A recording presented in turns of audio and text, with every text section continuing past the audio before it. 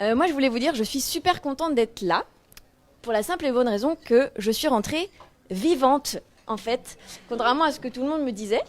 Je suis donc d'autant plus contente d'être là avec vous toutes et tous, parce qu'il y a des hommes dans la salle, donc c'est top. Alors j'ai envie de rebondir sur plein de petites choses que tu as dites, justement pour tenter de vous apporter encore plus d'informations. Moi, je vais bientôt fêter mes 35 ans. Et ce qui est très drôle, c'est que pendant mon voyage, on m'a dit « Mais tu es vieille pour voyager seule ?» Et là, j'ai dit « C'est-à-dire ?» Alors que je n'avais pas de maquillage, j'étais habillée en mode roots total. Donc je faisais quand même jeune. Et on m'a dit « Mais non, normalement, on est censé le faire à 20 ans. » Et je dis « Mais il n'y a pas d'âge !» Donc c'était très drôle. Donc ça, c'était pendant le voyage. Et j'ai envie de rebondir sur quelque chose que tu as dit, mais je ne vais pas m'attarder dessus. Non, c'est pas grave. Moi, j'avais une vie avant de partir. J'étais entrepreneur. J'avais créé mon école d'énologie à Saint-Malo. Donc, grâce à moi, hommes et femmes buvaient mieux. Plus, mais mieux. Et puis, lors d'une soirée, j'avais fait des ateliers 100% féminins. Et ce qui est très drôle, c'est que pendant cette soirée, on passait une super soirée. Et puis, il y a une femme, on était en train de tester les vins. Elle me dit, un vin rouge, et elle me dit « Ah, ça sent la mandarine !» Je lui dis « Bah non, ça sent la cerise, en fait. » Elle me dit « Ah non, je sens la mandarine. » Je dis « Bah non, c'est du vin rouge, donc en fait, ça sent la cerise. » Et pour vous expliquer un petit peu comment ça se passe en énologie, normalement, en fait, on est très sensible et on est très influencé par la vue. Donc normalement, la plupart du temps, c'est pour ça que nous, on travaille beaucoup à l'aveugle. Ah oui, mais attends. On travaille beaucoup à l'aveugle, mais on est très influencé par la vue. Donc forcément, un vin rouge, la plupart du temps dans mes ateliers, tout le monde me disait « Oh, la cerise, la griotte, la myrtille ». Et là, la première fois, on me dit « Ça sent la mandarine qui est un fruit blanc ». Normalement, qu'on retrouve dans les vins blancs. Et il y a quelque chose qui est passé dans ma tête en disant « Finalement, je suis qui ?» pour dire à cette femme qu'en fait, ce n'est pas un arôme de vin rouge, mais un arôme de vin blanc. En fait, j'explique juste comment ça se passe. Quand on se souvient des arômes, c'est parce c'est lié au souvenir. Un arôme, par exemple une cerise, on va s'en souvenir parce que vous avez dans votre enfance, dans votre jeunesse, non pas bu du vin, mais associé le goût d'une cerise par la compote de votre mamie ou par un fruit que vous avez mangé. Donc c'est comme ça qu'on se souvient, nous, des arômes. Et donc cette femme, en fait, ça se trouve, le jour où elle a mangé une compote de cerise ou une gelée de cerise, peut-être qu'elle avait une mandarine devant les yeux, en fait. Et peut-être qu'elle a associé. Donc j'étais qui, en fait, pour lui dire qu'en fait, ce vin sentait la cerise. Donc pendant l'atelier, il y a un truc qui est passé dans ma tête et je me suis dit, oh putain, il y a un truc qui va pas, il y a un manque de sens. Puis j'étais avec des copains en soirée, puis je dis, oh mais moi je vais partir voyager. Bah ouais, bah on t'attend. Et bon, bah l'idée était lancée. Et alors, contrairement à toi, moi j'ai voulu préparer. J'ai essayé et j'ai tellement flippé que je me suis dit, bah en fait, je vais pas préparer. Donc j'ai encore plus flippé, mais je suis quand même partie. Donc je suis partie en un mois.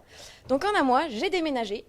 J'ai prévenu mes parents que je n'étais pas là pendant quelques temps et je voudrais vraiment axer ce moment avec vous pour vous parler du moment où on se met à rassurer l'entourage. Moi, j'ai vécu mon voyage étape par étape. Quand on me dit « Ouais, moi j'ai peur, mais j'y vais », c'est le meilleur moment, le meilleur moyen de vous prendre un énorme mur dans la gueule. Moi, quand je suis partie, je crois que c'est la slide. Non. Ouais, je sais pas trop où on en est, mais avant. Ouais, je voulais aller au Brésil. Et je ne sais pas pourquoi. Toi, c'était les montagnes, l'Alaska. Moi, je dis, je vais voir l'Amazonie. Et on m'a dit pourquoi ? Je veux voir des anacondas. Ouais, j'ai peut-être des trucs qui vont pas dans ma tête. Et quelqu'un m'a dit, mais tu vas te faire manger par un anaconda. Et là, première peur, je dis, putain, il n'y a pas tort, en fait. Et un truc à prendre en considération pour vos voyages, ne pas oublier le contexte géopolitique. Moi, j'ai fait des études de géopolitique. On oublie bien souvent le contexte géopolitique d'un pays. Quand je suis arrivée au Brésil, on était à 3 semaines de la prise de pouvoir par Bolsonaro. Tout le monde connaît. Voilà, je suis blanche, on va pas se mentir, il y avait un énorme conflit et de très grandes tensions entre les Noirs brésiliens et les Blancs. Moi, j'arrive avec une tête, avec mon sac à dos, ma marque Decathlon, il n'y avait pas plus simple pour dire c'est une touriste, elle a beaucoup d'argent. Et en fait, je suis quand même partie au Brésil pas du tout en Amazonie, parce que j'adore les serpents. Enfin non, je les aime pas, mais l'anaconda m'avait un peu marqué, ça m'avait un peu fait flipper. Et je me suis dit, ok, je vais quand même faire ce voyage, mais il faut que je trouve un moyen pour commencer ce voyage en me rassurant. Et donc, je suis arrivée au Brésil en disant à une de mes amies que je n'avais pas vue depuis 7 ans, est-ce que tu peux m'héberger? Et j'ai commencé mon voyage en fait en arrivant chez quelqu'un. J'ai géré la logistique, ce qui était très drôle parce que je ne parle absolument pas portugais ni espagnol. Donc à part parler en anglais, sachant que personne ne parle anglais là-bas, donc j'ai mimé. C'est très drôle, mais j'ai beaucoup mimé pendant mon voyage. Et je suis arrivée au Brésil. J'ai commencé par être avec un de mes amis. On était à Belo Horizonte. Il était marié avec une reine de la samba, donc je suis arrivée dans un concert. J'étais comme alors moi j'avais un short Décathlon et les nanas elles étaient toutes comme ça. J'étais comme je fais un peu de tâche, mais c'était génial. Et j'ai passé une semaine avec eux. Ensuite on est parti visiter des vignes donc dans le sud du Brésil. J'étais avec cette amie qui donc heureusement traduisait pour moi le portugais parce que je ne comprenais rien. Et ensuite, j'ai fini par aller voir une de mes amies et j'ai passé Noël avec cette amie. Donc en gros, ça faisait 3 semaines. J'ai commencé mon tour du monde pendant les 3 premières semaines en me rassurant et en me mettant en sécurité. J'avais tellement peur en me disant, mais je ne sais pas ce que je vais faire. Mon père se souvient à l'aéroport, je pleurais dans ses bras. En disant, je suis barrée, je ne sais pas pourquoi je suis là, je ne vais pas y arriver, je vais me faire bouffer. Et mon père m'a dit, tout va bien, hein, tout va bien. Et en fait, du coup, le fait d'être là, je suis vivante, donc je l'ai fait, donc vous pouvez le faire aussi. Et vraiment, partez du principe que mettez-vous en sécurité. Le plus important, c'est de vous faire plaisir. Moi, je suis partie près de 9 mois. En fait, la durée, on s'en fout. Si vous avez commencé par 2 mois, et puis si vous avez vraiment envie de partir 9 mois, partez 9 mois et écoutez-vous. Je reviens vraiment sur cette notion d'étape. J'étais passionnée, et je suis passionnée depuis que je suis petite, par les rapaces. C'est un oiseau entre les aigles. Alors, on lui a coupé un peu le bec. C'est pas grave. Je n'ai jamais dessiné de ma vie. Et en rentrant, je me suis dit, je suis une artiste. Et j'ai peint. Il y a eu beaucoup de foirage, mais ça avait redécouvert quelque chose en moi qui aujourd'hui me fait beaucoup plaisir. Donc je suis en train de faire mon carnet de voyage avec des choses qui ont beaucoup marqué mon voyage. Et cette photo, j'étais en Nouvelle-Zélande. J'étais censée rester une journée à cet endroit. J'y ai passé 2 mois et demi et j'ai été bénévole. Et j'ai travaillé tous les jours avec une maître fauconnier qui en plus, moi j'étais de Saint-Malo et elle venait de Guernesey. Donc c'était la seule femme qui parlait anglais que je comprenais. Et en fait, il y a eu une relation de femme à femme qui s'est créée. Et j'ai senti que j'avais envie peut-être de poser mes valises à cet endroit. J'avais acheté une voiture. Je me suis dit, putain, j'ai acheté une voiture, je peux même plus dormir dedans. Parce qu'en fait, tous les bénévoles de cet endroit m'ont hébergée. Et c'était pas prévu. Mais je me suis dit, ouais, mais je sens que je suis bien là. Je sens que j'ai besoin de poser mes valises. Et en fait, ça a été une des plus belles expériences. Donc, dans le voyage, allez-y étape par étape. Mettez-vous en sécurité. Rassurez-vous et rassurez aussi vos proches. Alors, comment fait-on pour rassurer ses proches ? Moi, pour la petite anecdote, et je reviendrai sur l'ensemble des photos après, moi, j'ai une maman qui, cette année, va fêter ses 80 ans. Elle m'a eu à 45 ans. Mon papa est un peu plus jeune. Et je n'ai pas dit à ma maman, officiellement, que je partais près de 9 mois. Mon père était au courant.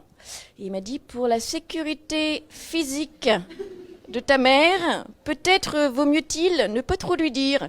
Et donc, on avait convenu que chaque mois, j'allais lui dire, oui, mais alors, j'aime bien, je vais rester un peu.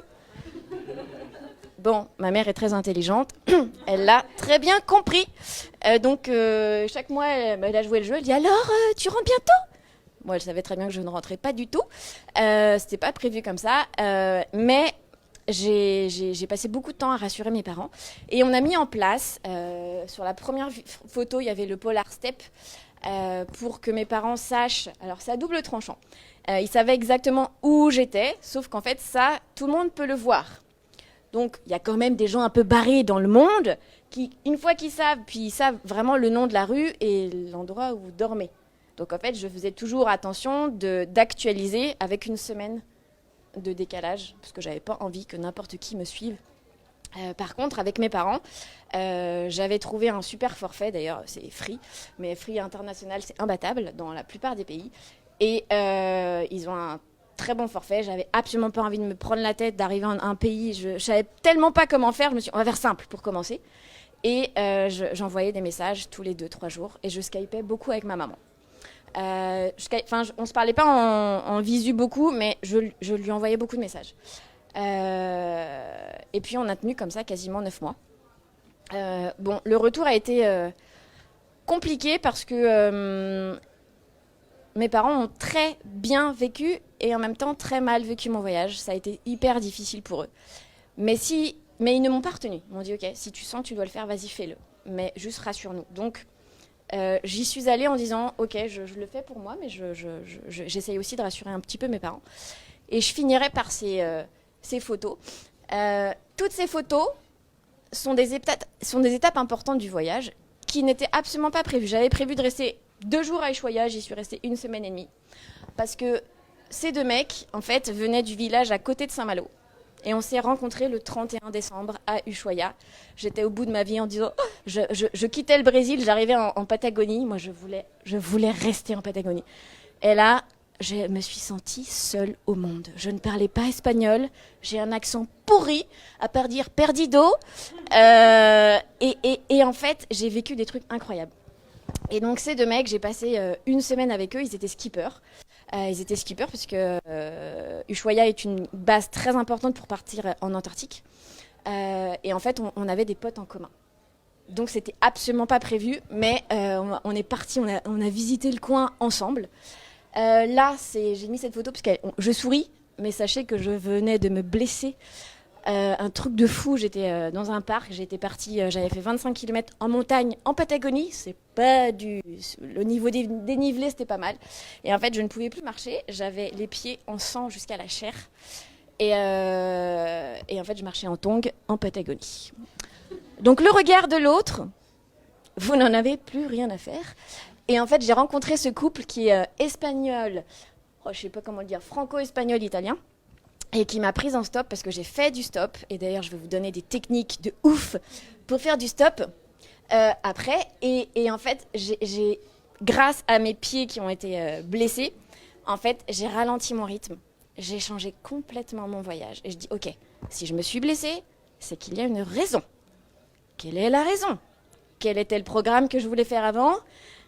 Et qu'est-ce que je peux vraiment faire? Et ça a changé beaucoup de choses dans mon voyage.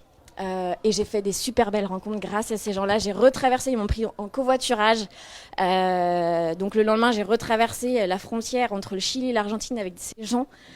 C'était incroyable parce qu'en plus, je m'étais blessée. Donc quelque chose de mauvais, finalement, il y a eu tellement de choses belles qui se sont passées après. Donc, étape importante.